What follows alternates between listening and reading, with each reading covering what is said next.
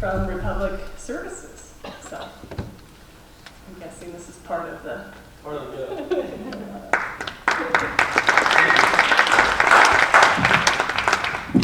I'm going to move this out of the way a little bit. I'm sorry if it was there for a certain. This is nice. This is, it's loud. It's like echoing. It's perfect. Thank you so much for having me. First of all, Tracy, thank you so much for having me. Thank you to everyone else that's here. I'm a little more of a walker. I like to walk around a little back and forth, so get my steps in. Mostly desk job, but the times that you get to get out, I like to keep moving. So my apologies if that's disturbing or a little bit different for you guys. My name is Tino. As Tracy had said, I work for Public Services. My position is municipal contract administrator, as you can see up here. I travel around the state, so Marion, Polk, Linn, and Benton counties. I actually go down to Josephine County as well to present on recycling. If you would have told me, when I was, 10 years ago when I was in high school, that I was going to be speaking about recycling and about waste prevention around the state, I think you were pretty crazy because I was pretty much destined to go to the NBA, just like pretty much a lot of us 5'7" guys are. That's definitely at least Division I, right? But anyways, that didn't work out. I went to Linn, Benton, and Oregon State. I actually studied sociology and had time in fundraising and community relations before I came on with Republic. So I think that's a good example that anybody that really wants to get involved with sustainability and waste prevention and recycling in general, or specifically, can. It doesn't take like an environmental science degree or anything like that. So that's why I'm here. I'm here to teach, but also inspire you to kind of be, my arms out in the community. Because I usually do about 5 presentations a week.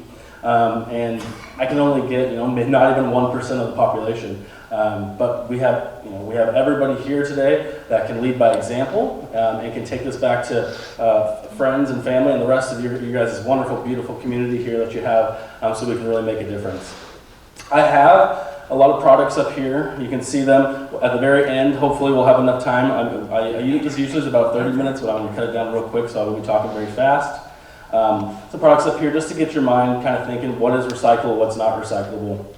And at the very end, I think I should probably go through all of it, and you should probably be able to take that just through the presentation. But if for some reason you have any questions or anything like that, we can definitely go over those, okay? So, let's see.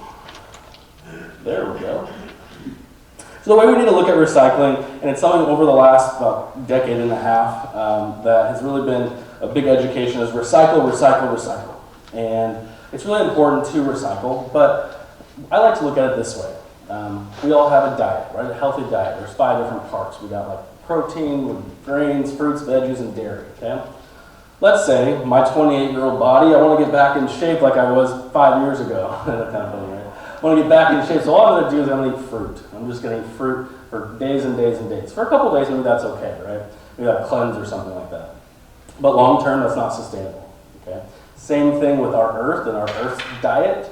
Recycling is healthy, right? Eating fruit's healthy. Recycling is healthy, but it's not the whole game. It's actually just one piece of the pie. And so then I really want to make sure that we start off by talking about that piece of the pie, because recycling is something we can definitely have some skin in the game and do. But we can also, before it even gets to that point, we can look at what we can do to reduce the amount of products that we're using and reusing them. This is a hierarchy right here. Okay, reduce, reuse, recycle. We've heard that for years and years and years, right? Before I was even born. But what we didn't realize a lot was it's a hierarchy. We have to reduce. A good example is cleaning materials. It's really easy for me to make a mess and leave a mess somewhere and clean it up with paper towels or Clorox wipes. But it's a lot more healthy for our earth for us to use like a rag and use cleaning supplies that can be, so that rag can be thrown in laundry that we're already doing. Okay, water bottles. That's another way we can reduce. It's all about plastic for water bottles. Invest in one of these. Invest into like a reusable water bottle over and over and over again. And something that I like to point out is we have to really use these products if we're going to use reusable products, okay? Because we're looking at the life cycle of a product. That means how much energy, how many resources it takes from when it is created, through manufacturing, through transportation, to the consumer, and so forth, okay? And it takes about 200 plastic bottles, the same amount of energy that it took to make this, it took to make 200 plastic bottles, okay? So if you buy one of these, use it 5 times and put it up in your cupboard, you're kind of erasing the footprint, the carbon footprint that you created in the first place. Okay, so if we're going to use these reusable products like rags and like water bottles, reusable water bottles, we need to use them religiously. And I mean that not like Christmas and Easter. I mean we need to religiously use them day in and day out, so we actually have that footprint that we're trying to create. Okay. So we're going to skip through some of these. Waste reduction, we just gave you 2 really good examples. There's hundreds and hundreds and hundreds of examples. The idea is that if it doesn't have to be created in the first place, we don't have to decide whether it's recycling or whether it is garbage. Okay? Again, there's more examples there. Reusing is donating, repairing, finding multiple uses. If you don't want to buy one of these, or you think that maybe you won't use it as much, about 200 times where you're actually meeting that footprint. Use your plastic water bottle for a whole week. There's about 80 of us in this room. If we all use one each day, like some of us do, and I sometimes am very guilty of that, that can obviously kind of pile up really quickly. But if we use one the whole week, that's only 80 in a week rather than 400. So. That's just another example. If you don't want to completely sell out and get one of these, if you do have plastic or need to, because sometimes you have to have a plastic material, just reuse as much as you can. Here's some examples that we did in schools. Libraries are a good opportunity for people, for folks to reuse, and just little fun things here and there. All right, now recycling, as almost everybody here in the room probably knows, the process of recycling. It's just a product that gets picked up in a truck. It's going to be actually the whole process. It gets baled and then transported up to Portland, at least in this region, and then it gets sorted into like commodities. So a commodity is basically a product that somebody wants, that a manufacturer wants to buy, so they can turn that into a new product. So that's just kind of like the overall basis of recycling and kind of how that works. Here's a little picture. This is with aluminum cans specifically on the right-hand side, but product gets picked up and goes into a truck. It gets baled, and it goes to a sorting facility and sold to manufacturer. Very basic, okay? It's not going. Oh, this. Actually. Oh, now it's jumping. Okay, so collection, we just talked about that. There's a few different ways we collect. You guys have a depot out here on Ellendale, but anyways, that's like where you can recycle some things that aren't recyclable curbside. The curbside recycling is what we're really focusing on. That's what you have here at this facility. On the bottom left here is hazardous waste, things like cleaners and paints and batteries and such. Those go to certain events. Those can't go into recycling. And then we have the actual collection over here on the right-hand side. The tan cart is what we're talking about, okay? I hope it doesn't start skipping again. You want me to get it? That'd be great, probably. Awesome. We can kind of fast forward through this part. This is just what I just talked about. This is the recycling process. It's going to get thrown on the ground. It goes onto a conveyor belt and baled and then transported up to Portland. At this point, there's no sorting being done. We can go to the next one. This is a MRF. It's a materials recovery facility. This is where the bale gets broken open, and then it's going to go through conveyor belts where we have magnets, and we've got different grinders and different fans and screens that will sort out different like materials. Okay. At the end of it, you'll see in the next slide that no matter how much of those really high-tech machines that we have, at the end of the day, we still have people like this. That there's actually 4 of them in this picture right here that are covered from head to toe. And they're covered from head to toe because it is a dangerous job, folks. And it is, in 8 hours a day, a conveyor belt just pulling out what either is recyclable or isn't recyclable. There's needles, there's blood, there's diapers, there's lots of gross, pet waste that's thrown in there because we have some people that maybe don't understand, and I hope it's just not understand, not just blatantly doing it on purpose, but maybe they miss like a pickup and instead of driving down and going to the dump because they already have a trash can full there and use their recycling bin for that, or recycling cart for that. So Anyways, at the end of the day, we can definitely get behind this to clean it up, and that's why I'm here. It's supply and demand.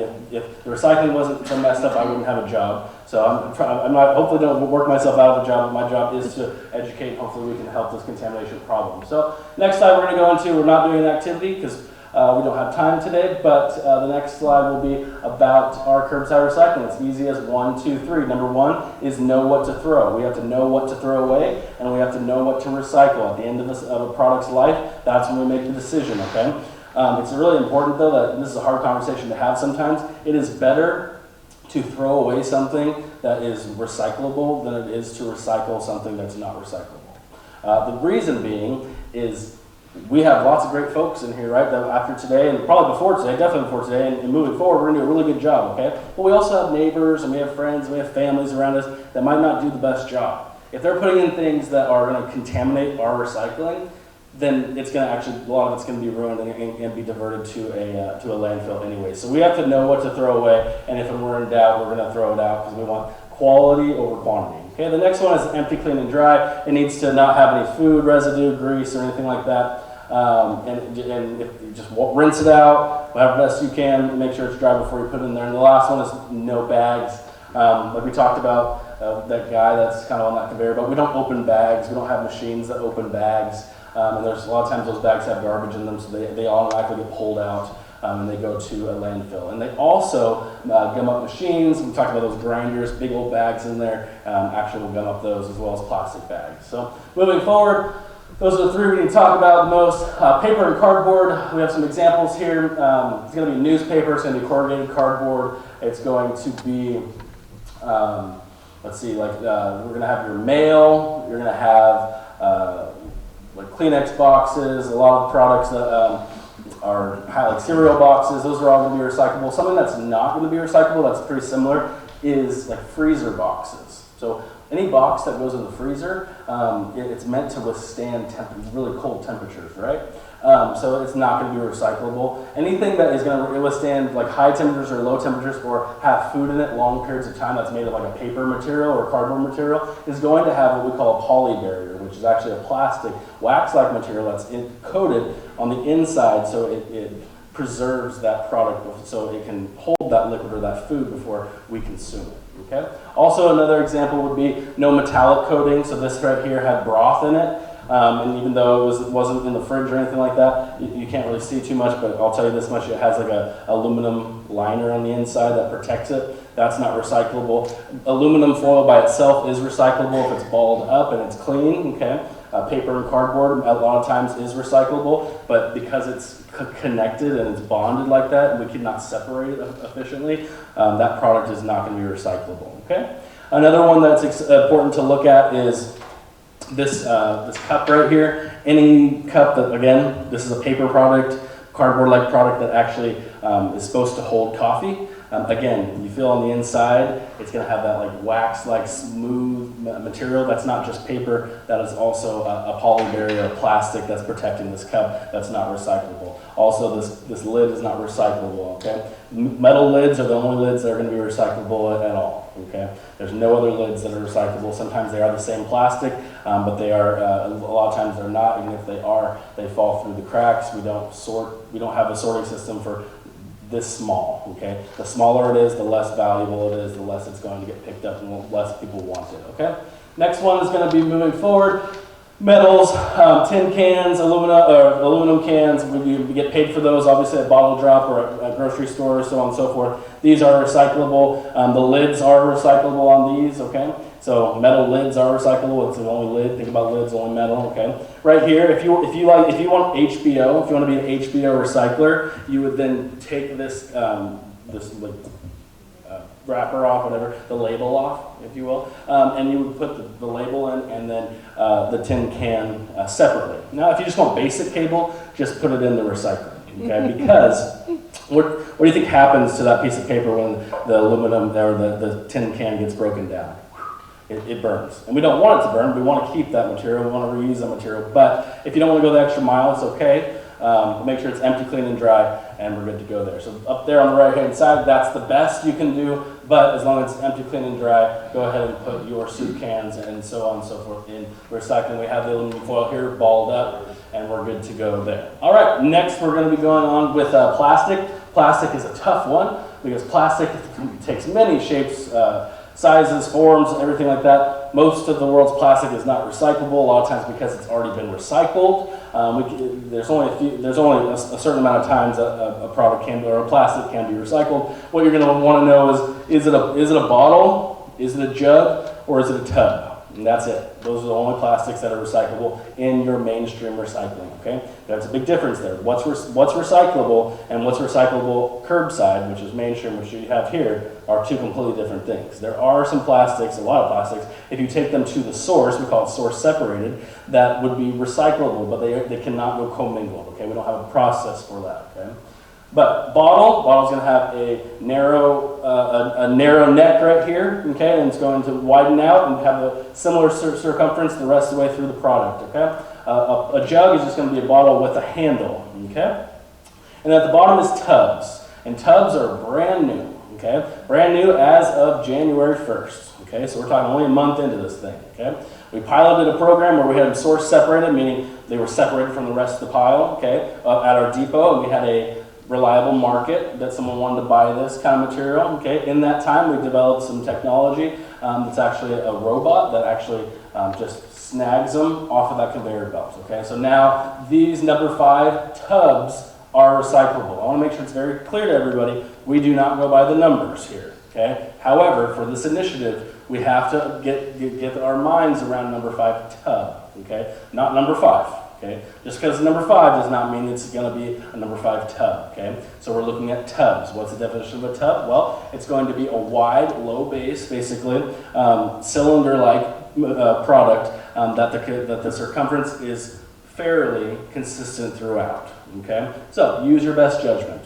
It has to be smaller than a gallon, but again, if we throw all the specifics, it's going to overwhelm everybody. Just understand, if it's something that looks like this, it's going to be recyclable if it's clean, empty, and dry, okay? Now, if you find one of these and it's not a number 5, it's not recyclable, okay?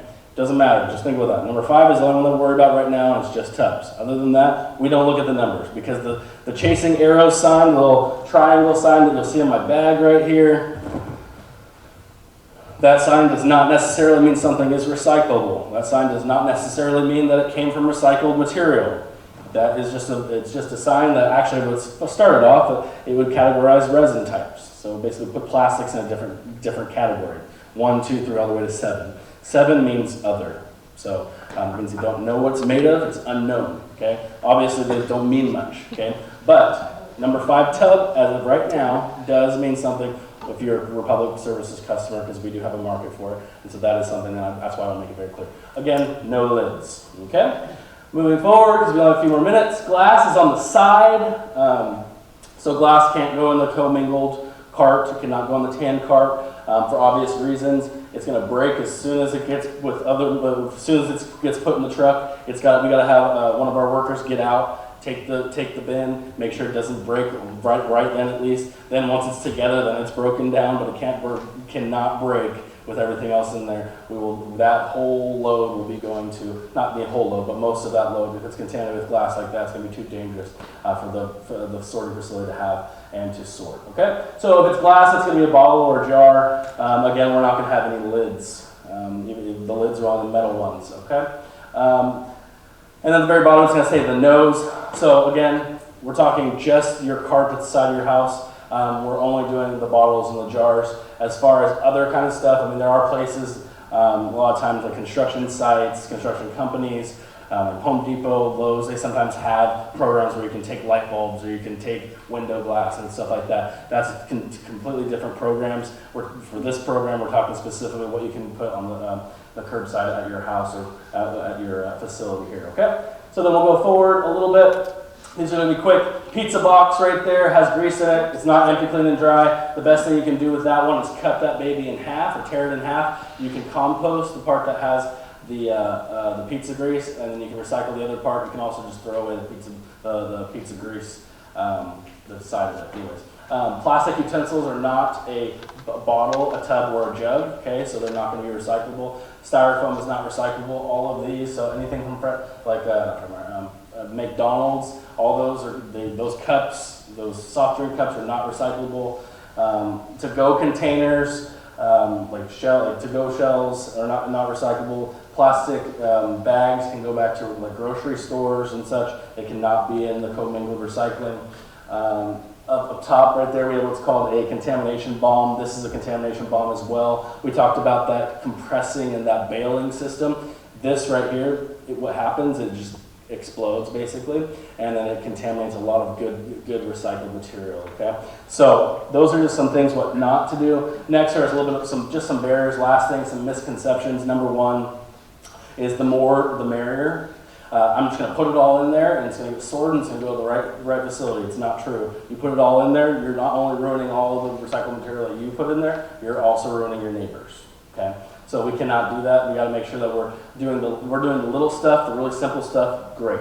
Okay, and then the more hard stuff, if you understand it, great. If you don't understand it, then throw it away. Okay. Chasing arrows, again, we talked about that, does not mean recycling. One household cannot make a difference. 9.1% of the world's plastic is recycled. That means everyone can make a difference, and we can do it starting today and keep doing what we've been already put in place, okay? Because paper is broken down into its virgin state, or building blocks, it doesn't matter what size, it has to be bigger than a business card. Shredded paper is not recyclable. Not only does it go everywhere in the facility and end up being swept up and thrown away, it also, the paper fibers are cut too small and they're not long enough to rebond in the pulping process. So anyways, that won't work. And then recycling alone is the key to a healthier environment. And we learned today that it's not the key, it actually is just a part of it, and we need to reduce, reuse, and recycle first. We got to make sure that we're not using products if we don't have to. We're using them as many possible times that we can. And at the very end of the product's life, then we got to make a decision. In our decision, we have to know what to throw away, know what to recycle. Okay, we have to know that we keep it empty, clean, and dry, and we can't bag it. Okay, if we ever have any doubts, we're going to throw it out. Okay, but we're going to try and make it as simple as possible. Okay, so we learned today that plastics, is it a tub? Is it a bottle? Is it a number 5 tub? Is it a bottle or is it a jug? And those are the only plastics that are going to go into your recycling. Okay. We also learned today with our cardboard-like materials, if it's going to carry any kind of food or if it's going to withstand temperatures, then it's not going to be recyclable because it's going to have a plastic or an aluminum, like this one right here, like barrier. Okay. We learned with our aluminum steel cans that they need to be empty, clean, and dry. And the best thing we can do is take the label off, but if not, we can throw it on in. Contamination bombs, we can't have those. So anything that's wet, or anything like this, we gotta rinse it out, get some elbow grease in there, and get it done. Something I didn't cover was this right here. This is recyclable right here. With paper and cardboard materials that have stickers and tape and all that kind of stuff on it, unless it's completely covered with tape and like adhesive basically, the contamination level is not going to be enough to really ruin anything. So we're going to say yes to this. All right. Construction paper is not recyclable. Colored paper, if it's quality colored paper is recyclable. I'm trying to think. We talked about that as well. Last thing, with the plastic, and I'm just about done. If anyone has any questions, I don't know if we're going to do a Q&A, or if you can direct those to Tracy and she'll get to me whenever she can. Something that's really cool to look at, and a good example is this type of plastic right here is what we call it end of life phase. Okay, and you can tell by this. Yeah, this is a really thin, not quality material that cannot be turned into something else. This is garbage, even if it was clean, it's a little bit dirty. This, I've done this, obviously I do it so much that I've actually broke it, but before it was broken, it didn't make a sound. Now it makes a very small sound, okay? This is a number 5 tub. It doesn't look like a number 5 tub, does it? The other one looked different, right? Most number 5 tubs hold like yogurt or cottage cheese or sour cream or something like that, or salsa. This one actually was a to-go container from Winco. It was boneless wings and it was delicious. But anyways, this right here, this is recyclable because this can be turned into this. This cannot be turned into this. This is quality, that is not quality. Okay? So other than that, that's kind of the overview of what's recyclable, what the process is, and how we're fighting for new markets, like you can see with the number 5 tub. If you have any questions, I don't know, are we doing a Q&A or are we just cutting it here, and that's good enough. That's good enough. Awesome. If you have any questions, you can direct them to Tracy. Tracy will get a hold of me, and we'll answer that as soon as possibly can. Thank you guys so much for having me today. I really appreciate it.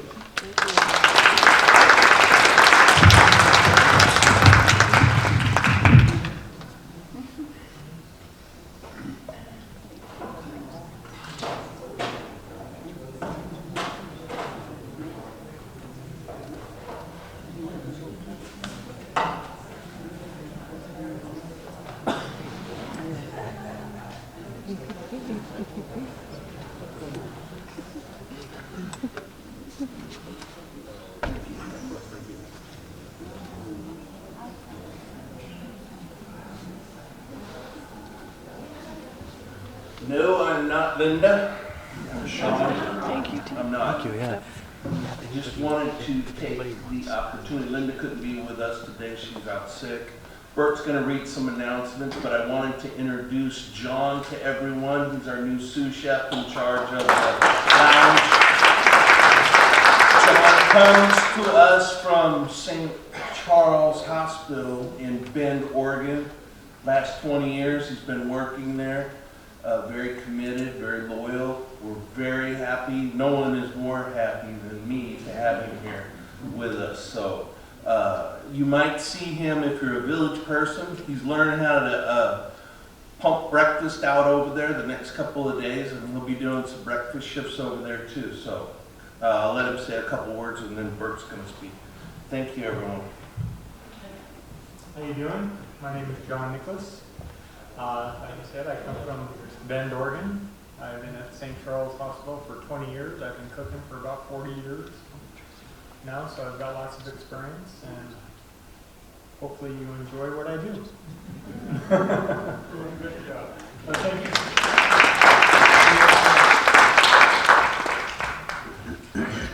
Okay, I'm not Linda either, so I got taken to this job.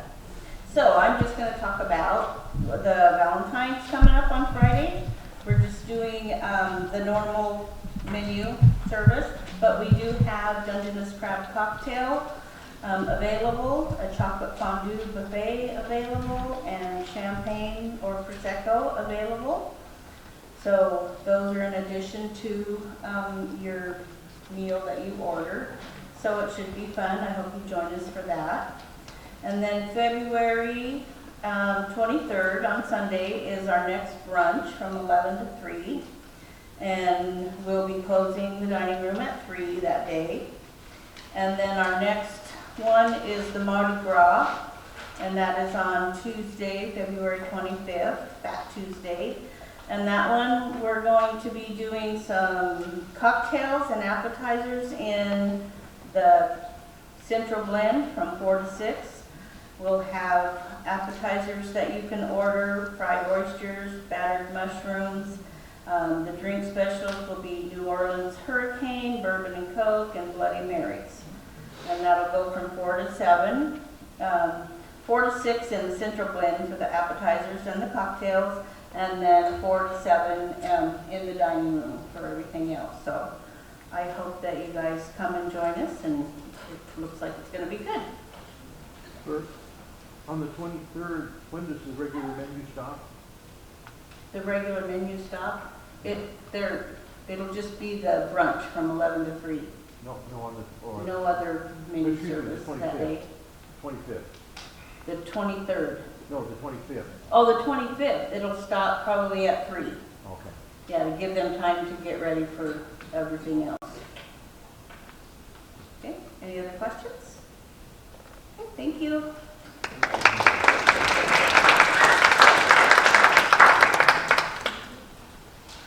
Hello, everybody. How you doing? Mike is going in front of Yeah, Joy Tika said this. This is Joy Tika with Pacific Office Automation. She provides us, or her company provides us with the network infrastructure that we work on. Mike, you gotta use the microphone, buddy. Sorry. Don't be shy. And we're going to give a brief update on the Wi-Fi to the village apartments. So everybody welcome Joy Tika with Pacific Office Automation.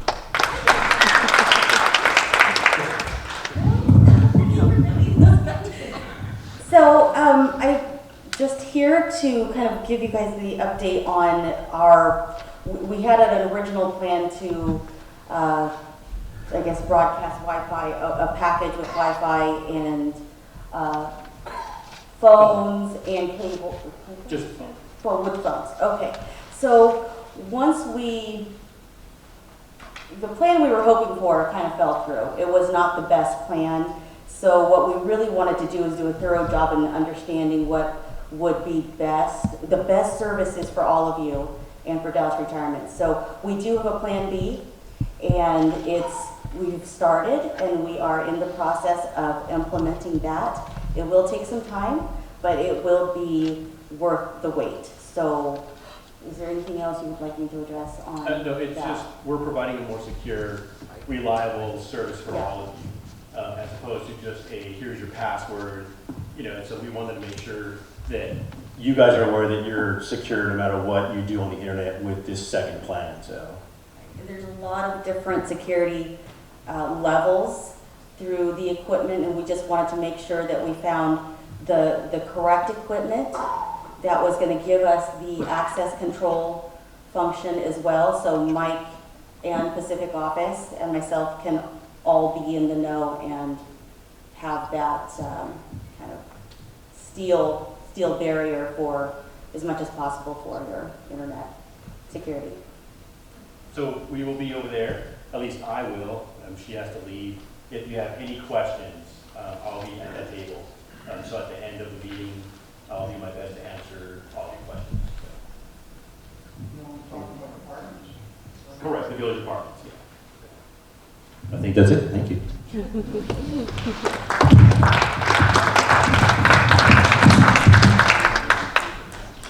it my turn now? Nope.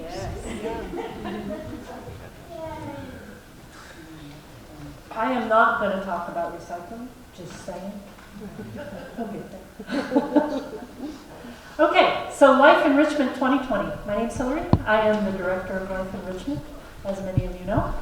And we're kind of in the beginning of our year. I was going to talk about a couple of things that maybe I'm going to wait until next town halls.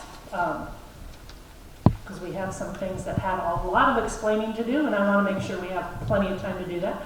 So we're going to move on. Let's see. Let's see if this works. Oh, there we go. So first off, we have a brand new volunteer coordinator. Her name is Suzanne Garrison. I'll bring her up here. She is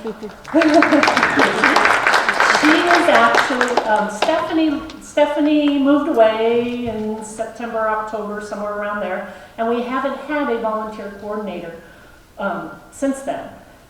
We really want and rely on our volunteers, and we really want to build this program. Suzanne has actually been a volunteer here for a couple of years.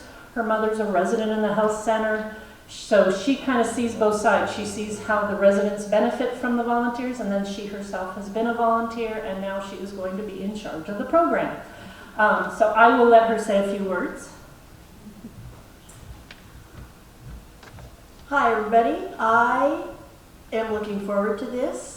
I am just getting my office set up, but if any of you are volunteers or would like to become volunteers, let me know. And as soon as I get things set up and going, we're going full steam ahead. So just contact me and be patient. However, she has no phone right now, Mike. Just saying. So once she has a phone, well, that was so convenient.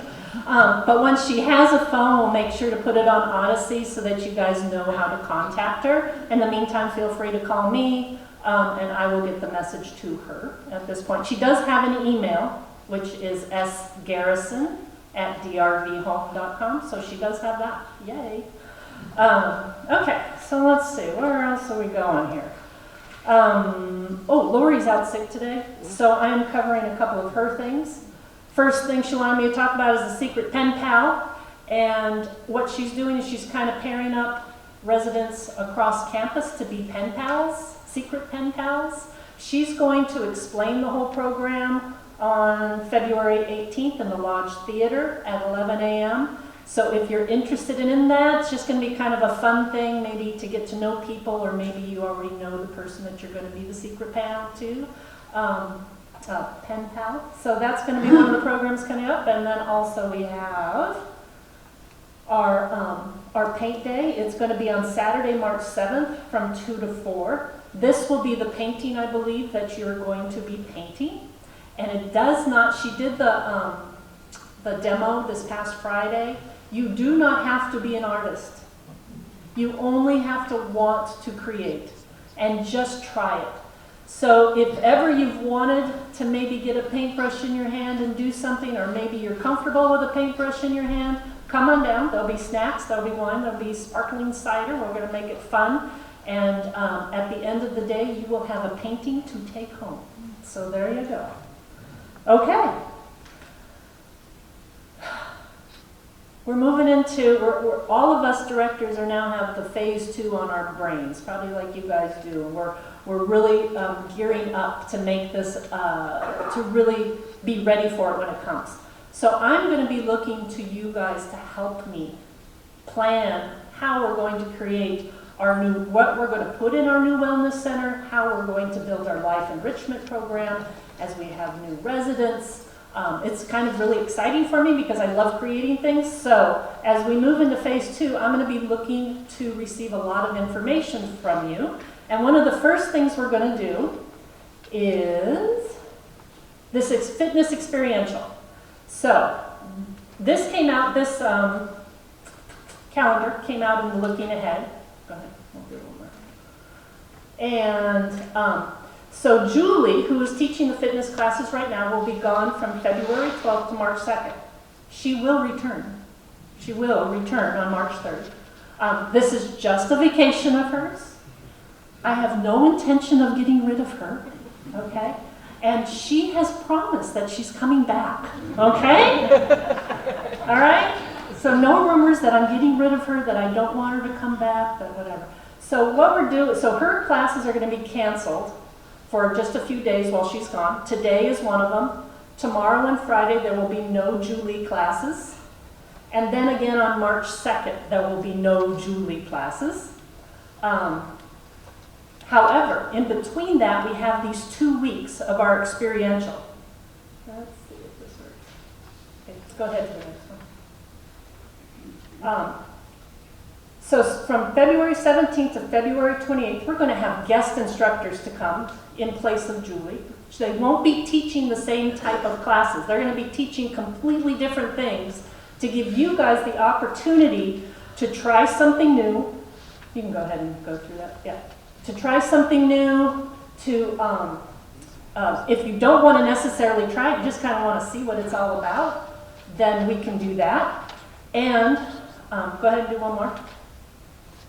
And It's coming. at the, no, it's coming. It's all, I got a little crazy with my animation. It's just, I get so excited about these things.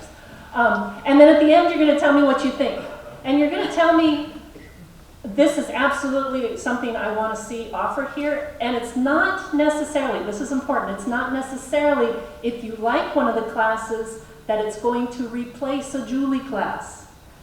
It's just maybe going to be added at a different time, a different day, something like that. I'm looking to do more, not less, or replace anything. Unless, of course, you guys don't like something Julie's doing, then we can replace it. But from what I hear, you guys want to keep Julie around. Is that right? Okay. All right. So at the end of those 2 weeks, you're going to tell me what we think. So just to reiterate, today, tomorrow, Friday, there's no Julie classes. And then again on the 2nd, there's no Julie classes. And Julie has promised to return on the 3rd. And if she doesn't come back, it is not my fault. Okay? So during these 2 weeks, we're going to do an experiential. And so it's going to look like this. We're going to have on Monday, we're going to do Drums Alive like we normally do with our little Christy from the health center. And then instead of group exercise, we're going to bring on, come on up, Francie. Francie, Dave Parrott's executive assistant. You all have seen her all the time. She is actually trained in a lot of these exercises. So she is going to take over that group exercise time on Monday, Wednesday, and Friday, and I'll let her tell you a little bit about those. Good afternoon, everybody. How are you? Good. I am coming in to do PIO, and I see a lot of familiar faces. We did this before last year, just as an example, but we're going to do the full class this time, but I don't want anyone to be nervous. We're not getting on the floor. I won't have you doing chaturangas and down dogs. We're just going to do some things while we're standing, and we're going to use the chair. We're going to move slowly to the rhythm of the music, and you'll be stretching and strengthening, and we'll work together, and you can always go at your own pace, or you can take a break during my class, and that's okay. Country Heat is a little bit different. We're still going to move to the rhythm. We're going to do dance moves, but it's not Jan's dance class. So I want to make sure that you're not comparing my fitness class to her professional dance class. It's really just to get us moving, get us in the rhythm, and just get us out of our chairs for about 30 minutes on that Friday. So if you have any questions, as always, my office is to the right of Tanya's office and just off that elevator. And I'm always like, hey, and waving. And you can come in anytime and ask me any questions, or you can call me or email me, or even leave me a note at the front desk. So, and I'll get back to you when I can. But otherwise, come on Monday, Wednesday, and Friday and work out with me. Thanks. All right. Very excited about that. Now, if it turns out that you guys really like PIO and you want to see that continue, I can't guarantee that it's going to be Francie teaching it because I don't think Dave will let her go. But we can find a teacher who will come in and do that if it's something that you want to have happen. Now, Tuesdays and Thursdays, we're going to have yoga. Instead of the community exercise class on Tuesday mornings, we're going to have a community yoga class. So yes, the community will still be invited to attend. And we're going to have Dawn Spires, I believe that's how you say her last name, who actually teaches yoga, and she has a yoga studio in downtown Dallas here. And she's going to be coming in Tuesday and Thursday mornings from 9 to 10 to teach that class. Again, she will pare it down. Some of it's going to be in the chair, some of it's going to be standing. If you're inspired to get on the floor and do some floor work, she will be willing to do that as well. So if you've ever wanted to try yoga or you really enjoy yoga, come on down and try that out. Then at 10:30 on Tuesdays and Thursdays, 10:30, we're going to have Curves from Monmouth come. And it's Crystal who owns the Curves studio over in Monmouth. She's going to bring an assistant with her, and they're going to do the Curves. Curves is traditionally a woman's gym that has equipment, and you do a circuit around the equipment. But this is not that equipment circuit. What she's going to be doing is a floor program called Curves to Go. And it's not just for women, so if there's anybody can come and participate in this. It's really fun, it's to music, they have a good time, and it'll be a little different type of exercise than what you're used to with Julie or what you'll see with Francie. Then, I'm really excited about this, Tuesdays and Thursdays at 1 to 1:30, which is typically balance. We're going to still focus on balance, but it's going to be somebody from our rehab center. One of the physical therapists will be down here each day. It'll be a little bit more clinical than what you're used to, and they'll be able to walk you through some stuff, answer some questions for you, but it's all going to be focused on balance. And then, of course, line dancing, because just like Julie, Jan is here, and Jan will remain here. I am not doing anything with Jan, and I'm so happy she's back. So she will be here on Tuesdays, and then Thursdays is the line dancing resident-led. So that's what we are going to be doing for those 2 weeks. I am super excited about it, and at the end of the 2 weeks, I'll be asking what you guys think. If it's something, if there's anything in there that you would like to see continue, we'll work on finding some way to make it continue and fit in around the classes that already happen. Okay, let's go on to the next thing. Here we go. Okay, I was going to get into the Age Well study. Second year results from the Age Well study came out just recently. This, I'm going to get into this probably more at the next town hall meeting, but it's a 5-year study, and we just had the results from year 2. There's about 27 residents from DRV who participate in the study, and there's about 5,700 people across the country who participate in the study overall. And it's at Life Plan Communities. So last year, the first year study led my department to put on the Spring into Wellness program. And that was a lot of fun during the 3 months of spring, and everybody remember the punch cards, and we encouraged everybody to get out and do something and anything, walking, all that kind of stuff. Well, year 2 is a little different, and again, I'll get into more details, but that study helps me also understand what direction to go as we plan for 2020 and building our program. Okay, next one. And other things we're working on. This is the last piece. So other things we're working on for this year, Feline, who has been doing the driving for the symphony, and she's done some of the winery tours, and Lori, we're working together to put on multi-day excursions, offer more multi-day excursions, not only through a professional tour company, but also planning them ourselves. We're looking at multi-day excursions that utilize hotels, as well as maybe a rental, where we rent a house that has 6 bedrooms and we go someplace fabulous and create our own tour program. And we might even have, depending on popularity, trips that actually we can include our pets in.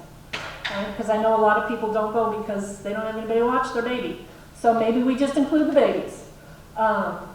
Day trips, trips to museums and concerts in Portland, Eugene, maybe some shows and performances, festivals, beach excursions, more. We're gonna, we started the wineries last year, we're gonna start that up again, and we're gonna also include breweries and cider houses to that.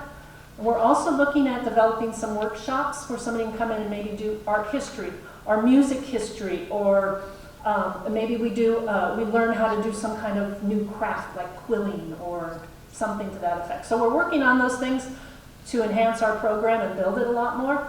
But what I'm going to do before next town hall is you will all receive a questionnaire that's going to ask a lot of different questions so that I really understand what you are interested in and kind of help me, guide me in which direction to go as we plan these things. So I'm excited, and that's what I have. So I don't know who's after me. Who's after me? But very good.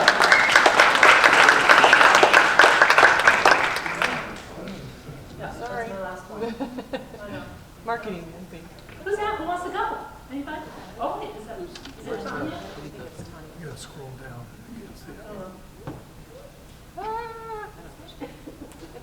Okay, well, now Tanya go. There we go. Tanya and Peggy, everybody. Working on it now. Maybe we're on the agenda, maybe we're not. You are. Well, I can't get Hi, everyone. Anybody know what that big yellow thing outside is? What? All I know is it feels great. I'm looking forward to it. A reminder, I know Cliff kind of opened a little bit, but just a reminder, Friday's Valentine's Day. So be sure to spread the love when the opportunity comes around. It's been a pretty full hour, so we'll be short and sweet. Peggy and I have been busy. You have some new neighbors coming into Garden Homes. They are all spoken for. And we'll have some more people coming in soon. So we're just filling vacancies as they come. We still have a really strong waiting list. And as always, we appreciate the referrals that you give us for your family and your friends. And speaking of new residents, I'll let Peggy take over and share the most recent move-ins with you. Hello. So since last month, we've had 2 new residents move in, and I see one of them. So there she is. So we have Mary Page. Would you mind standing up, Mary? Just wave your hand. So Mary moved into one of the garden homes with her adorable cat named Rain. So it's a beautiful cat. I think we posted that on Odyssey. So, and that's wonderful. I think David's taking pictures now to post of the new residents, and I think that's really helpful for everybody to kind of identify who that is. Then we have another new resident who moved into the Village Apartments, and her name is Ann Siegel, and I don't see Ann here. I do know that she loves a good cup of coffee, so in the morning I see her almost every morning at Central Blend, and she's befriended Mary Sue. How can you not, right? And so you'll see her down there. She also spends a little bit of time at the Village in the lobby area, so if you get a chance to say hello, she's super friendly and very nice. She came from Mount Angel, so not a lot of people probably that she knows yet here, but she will, in short order, get to know everyone. We did see her already taking the drum class, the drums alive, so she's very good. Next month we should have several new residents, so be on the lookout because we have a lot coming this month. We've been pretty busy, so I'll turn it back over. So last month, and I did give you fair warning that we were going to really challenge you on the what is it. And Peggy did really challenge you. I think it took us like 3 weeks to get a guess. Is it about what it was? So we thought we'd share with you in case you missed it and you're curious what happened. This was the what is it. And then that is the what is it. So I thought that was pretty funny. So in other words, you got to really be on the lookout. It could be anywhere. Peggy did a good job with that challenge, I thought. So we enjoy and appreciate you playing along. And we have this month's picture for you. You guys are pretty good at this, I will say. I took a picture this morning and I showed it to a staff member and they're like, no, they'll get it. So I had to do a little more digging. But as always, you can place your guess with Peggy, myself, or at the front desk. And if you happen to get it right, we always like to share your photograph as the winner and post it on Odyssey. One thing I did want to mention, Bert asked me to share that there's information of the Valentine's Day specials and the Mardi Gras menus on the table by the back door when you leave if you'd like to grab a copy of that. And I think last but not least, the very famous and popular Dave is going to come up. Oh, Mike? No, Mike's coming? He did it. We're good. Dave was sleeping.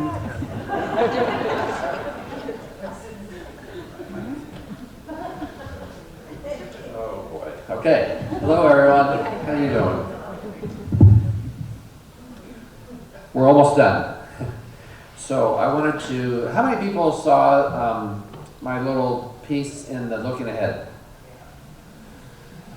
So if you haven't, I'll share that with you now, but I think I'm going to try to do that each time. So I am really on the lookout for really good rumors.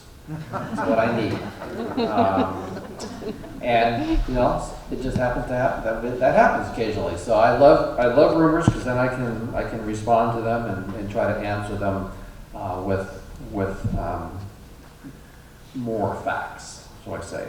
So the rumor that I was addressing this last time, for those that didn't see the Looking Ahead, is I heard that DRV is being purchased by a different company.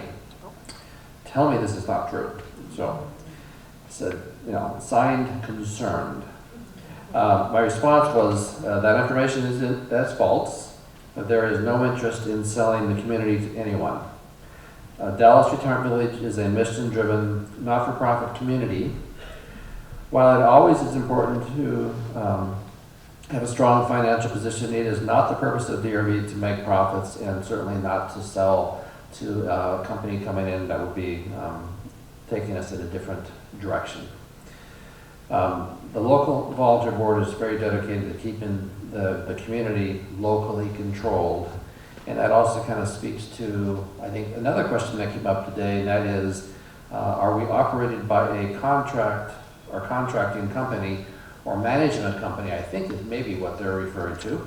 And the answer is yes.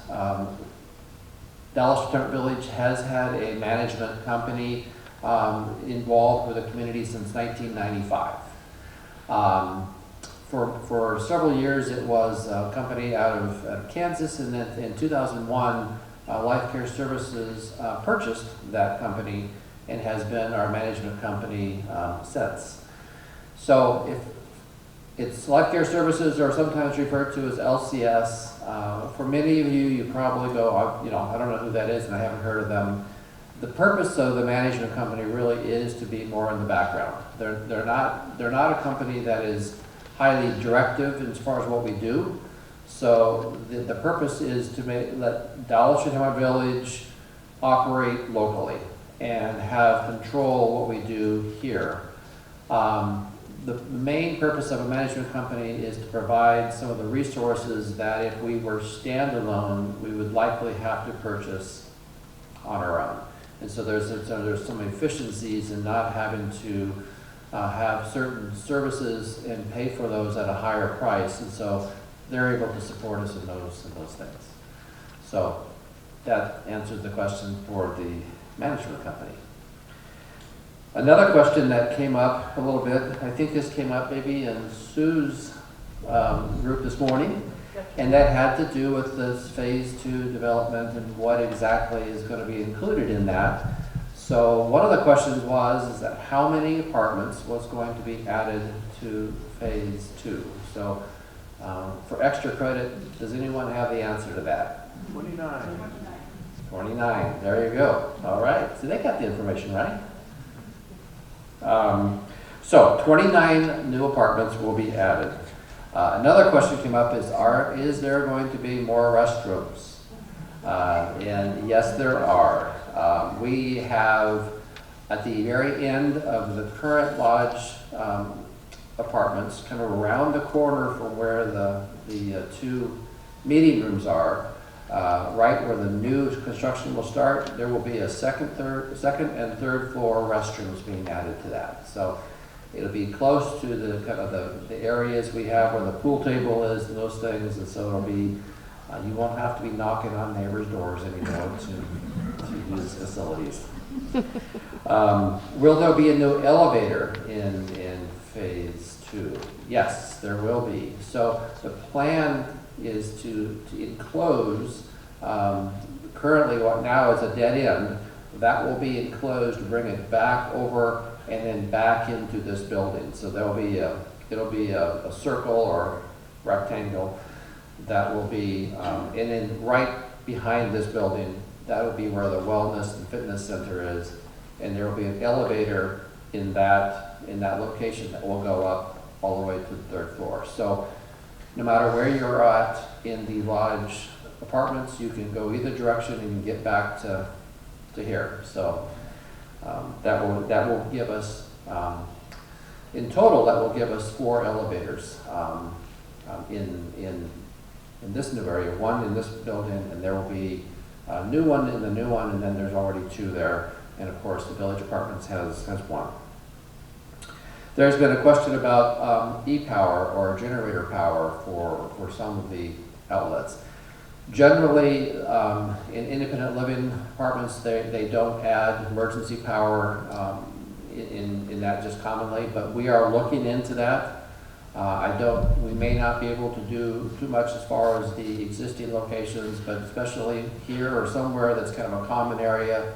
If there's a long outage, we are looking into the possibility to have some locations where there can be kind of banks of plugs that are hooked up to the generators. So if you have certain things or your phones or other things that need to be charged, we're looking at how we can try to accommodate that.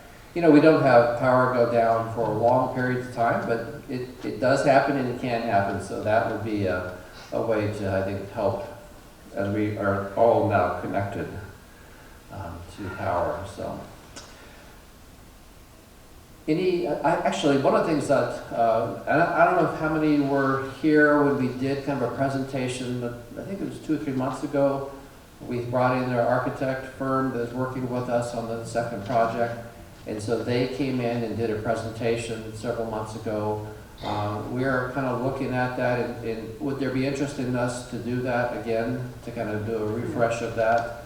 Maybe, I think we have some new pictures and new ideas on that. And again, continuing to get input on some of the things that we're doing in the project. So it looks like there is some interest there, so I will try to see what we can do to schedule maybe another refresh of that and kind of go through that again. At this point, we are through all the process that we have to take. There's a long list of things that you have to do in order to begin construction, and so the time frame of that has been delayed just a little bit from what we originally had hoped, but we're still on track for finishing or starting in the spring. But instead of maybe the early spring, it's going to be more the later spring. So we're hoping to start before summer starts. I know we're pretty much out of time, but if there's one question that I can answer, maybe if there's one out there. If not, I think you're... Yes? Are the blueprints done? Are the blueprints done? The question was, are the blueprints done for the project? Yes. Well, yes and no. The blueprints have been submitted to the city, and the city now has the blueprints, and they are reviewing them. So I'm assuming that there's going to be some recommendation changes from them, but essentially the blueprints are done. Okay. Ending date, what's the construction ending? Ending date. When we begin, the construction will be, we're kind of conservatively saying 14 months after start of construction. We think it might be a little bit shorter than that, but 14 is a good safe number, 14 months. So if we start, let's say, June, then we should be completed around August of 2021. Okay. All right. Well, thank you, everyone. Have a great day. And I know there's still some food here and some snacks, so please feel free to see that. Also, if you have questions for Mike about the phone and internet and what exactly kind of what's coming on that, please feel free to talk to him. Thank you. I will also be available every